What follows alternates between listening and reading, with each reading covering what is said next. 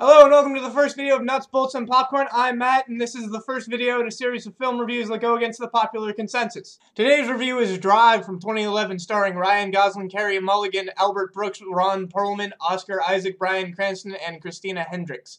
Ryan Gosling is our protagonist, an Ayrton Senna-style driving wonder kid who works as a getaway driver, stuntman, and mechanic. The film holds a 92% on Rotten Tomatoes and has a number of accolades. I've seen it twice, and I think it almost works, but it never really quite gets there. The protagonist has no given name, and even after we're introduced to him, we're not given a backstory, past, and we don't even know why he's a getaway driver. He's a private and a high-functioning autistic without an excess of dialogue. I get that. I could have liked it, but there is character development and exposition for every other character, and the fact that it isn't there for the hero severely damages my interest in the story. To make matters worse, there are a few times when Driver doesn't speak when spoken to and doesn't observe basic social mannerisms. This makes him seem pretty unlikable at times. Kid, I want you to meet Mr. Bernie Rose. Nice to meet you.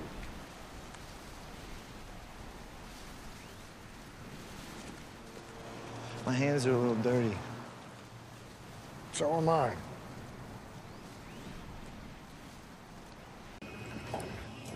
Hey, kid.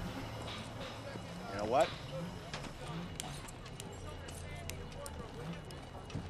Director wants to see a rollover. You okay with that?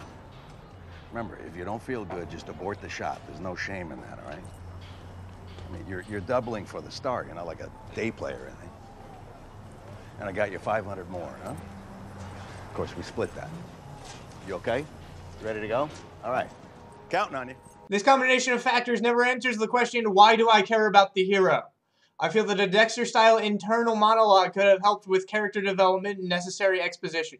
Gosling and Mulligan's characters start a romance plot, the A story set in parallel with Bryan Cranston's B story of trying to get funding for his own race team from mobsters Brooks and Perlman.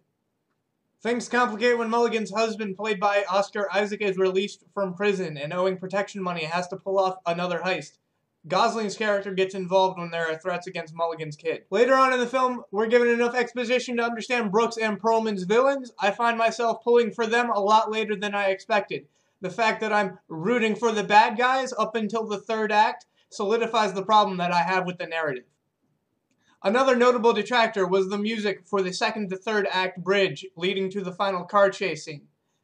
The movie is often understated with graphic violence to serve for stark opposition, but in a scene with no violence, there are blaring vocals and loud music that serve to undermine the tension and overall quiet atmosphere of the film. There's almost enough to like here, with most of the cast turning in fantastic performances with special attention to Albert Brooks, Ron Perlman, and Bryan Cranston. The first 10 minutes of the film are the most interesting and highest energy, with a unique inside the getaway car perspective that is a great setup for the character development that never actually comes. For most of the next hour, the energy degrades, and this ultimately leaves me with a disinterested feeling. Most of the ending was fantastic, particularly the restaurant scene.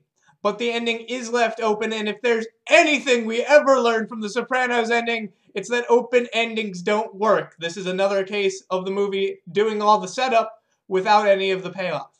Here's what I'm prepared to offer. You give me the money, the girl is safe.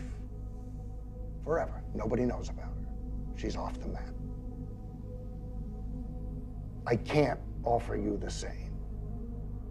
So this is what I would suggest.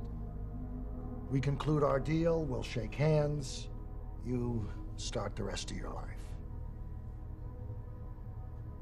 Any dreams you have, or plans, or hopes for your future, I think you're gonna have to put that on hold. Drive has a quiet protagonist that isn't very likable or interesting, but for a film with a quiet, interesting protagonist, try The Station Agent, with Game of Thrones star Peter Dinklage. That's it for this episode. Like, subscribe, share, and leave feedback below. Your support is greatly appreciated. I love your faces, and I will see you next time.